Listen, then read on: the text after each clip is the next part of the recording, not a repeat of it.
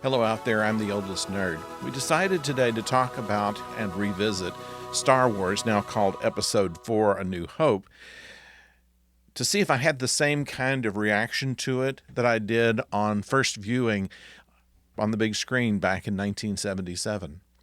There are things that after watching it on video several times we noticed about it, but going into it to begin with, I had some different impressions, and I'm trying to put all that together in this rewatch that I did just recently. But first, a little bit. I was a college sophomore when this film came out, and when I went to see it, there were maybe 10 people in the theater. I went to a matinee on, I think, a Thursday or something like that, and there weren't very many people in the theater at all, but it just absolutely bowled me over. Now, what was I used to? In science fiction as such, at that time, Star Trek had already run its course, and there may have been even the cartoon series by that time. And Lost in Space was on television. But this wasn't anything like that, where most of the science fiction we were accustomed to happened in the indefinite future and usually Earth based. We have here, for the first time, people who are in a galaxy years and years ago. And that's kind of an interesting idea that we don't really have anything to connect us with what our current situation is. And this was not any kind of parable of current events or anything like that, really. It was, as George Lucas said later in an interview, it was basically his desire to write a modern day fairy tale. And because of that, I think that it was able to get away with some of the things that we might criticize about a film like that.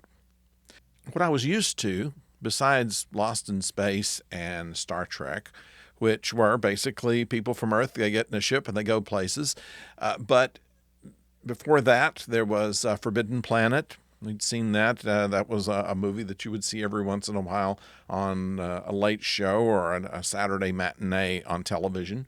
And so we're familiar with this whole idea of, once again, Earth people going to a planet and encountering an alien. Star Wars was one of these kind of things where aliens were something that was normal. You would likely see someone with, three eyes and a nose that goes out to here as someone that looked human. So that is the situation we find. This is a completely different scenario than we're accustomed to.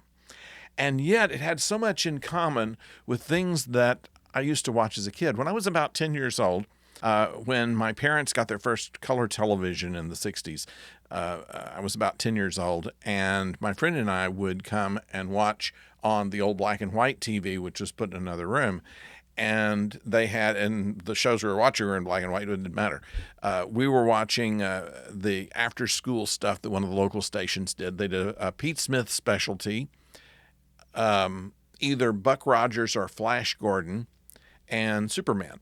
And basically what we were waiting for was Superman, although we watched everything, and we were very familiar by this time of the Flash Gordon serial, and these were 40s era serials, 1940s era, the Buck Rogers, and also the Commando Cody, which was just kind of a guy that put on a rocket suit and he would fly through the air and then join his spaceship in the air. We never understood why he couldn't just get on the ship and then ride with the rest of the people, but I suppose that's just what you do.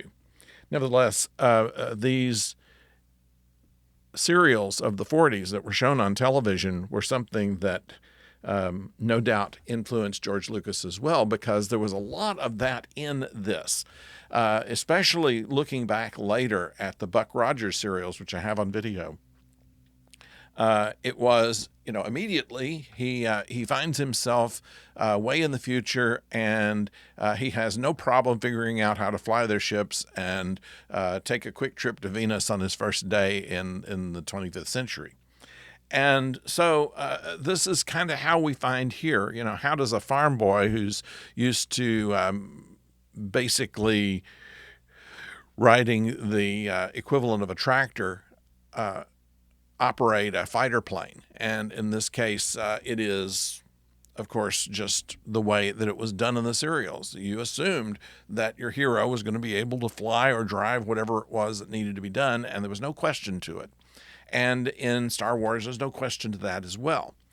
And they bring in some of that, too, of some of the old war movies where there were dogfights with Stearman planes, and that looks a lot like if you stretch your imagination a little bit, the X-wing fighters. They were very maneuverable, not all that fast really, but they were able to do these one-on-one fights, and that was in the movies as well. And so combine all of this stuff, and you don't have science fiction, you just have juvenile adventure, what they used to call it. And this juvenile adventure is just incredibly entertaining. It was entertaining in the 40s. You can watch some of that stuff right now, and after you take away some of the period kind of things, hairdos and attitudes, you find that the adventure is the same kind of thing. It is the kind of technology that they never really explain and don't need to. It's the ability to travel from wherever they want to go to wherever they get to without having to explain how they're able to do that. Physics does not matter. You got gravity, you got speed, you've got pulse weapons, you've got space stations the size of a planet. That's all fine. And you have the very clear good and evil. In the old Westerns, all the bad guys wore black hats. You knew who the evil people were because they wore black hats. And in the Empire, they all wear black uniforms. And Darth Vader has, of course, the black helmet and the black outfit and the black cape. He's got to be evil. A good guy wouldn't dress like that. And our good guys, of course, are in whites and beiges and things such as this. And incredibly well equipped, interestingly, but that's, once again, we don't question stuff like that. And I think that's the whole magic of Star Wars, of Episode 4 anyway, that you don't really put a whole lot of thought as to how everything works or why everything works or anything of that sort. There's technology. You pick up the blaster and you pull the trigger and it shoots. You don't need to explain it any further. Gene Roddenberry, in fact, went as far as saying that they really shouldn't explain the technology in Star Trek, although they got to the point to where they felt like they had to. And so with this that's free of anything canon, that's free of anything that has been done before, this is just a ride, a video game that was starting to become popular about this time, where you can go and get at the controls and shoot at things. A film that was done later, The Last Starfighter, actually just played on that whole idea that the guy that was good at the video game suddenly became their star warrior. So these are fairy tales. So all you need to do is to establish the character, to put them in trouble, to have them save the world, and that's very satisfying. So I invite you to take another look at Star Wars Episode 4. You probably haven't watched it in a while. And while I'm not a fan of some of the extra things that George Lucas did with it in later years, you can't see the original that I saw in the movie theater anymore. I mean, some people have it on VHS video, but it's really not the experience that you would have had in the theater, because it's clipped and panned and scanned and all that kind of stuff.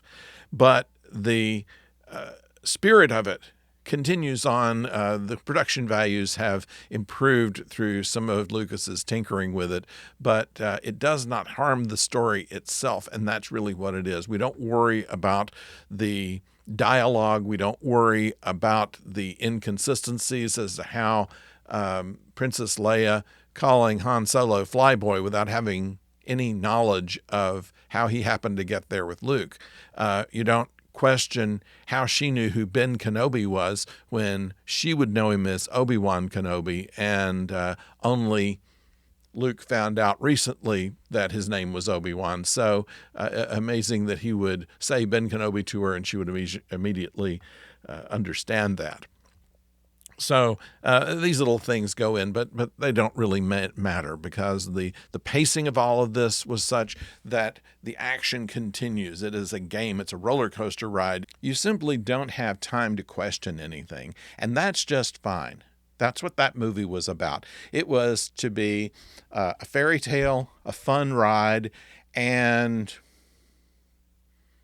kind of a pushing the envelope on what you could do with special effects. And I think they achieved all of those better than anyone. And this is a film that will go down in history along with Citizen Kane and Casablanca and a few others, as being as influential as it has been, and the whole world that it created.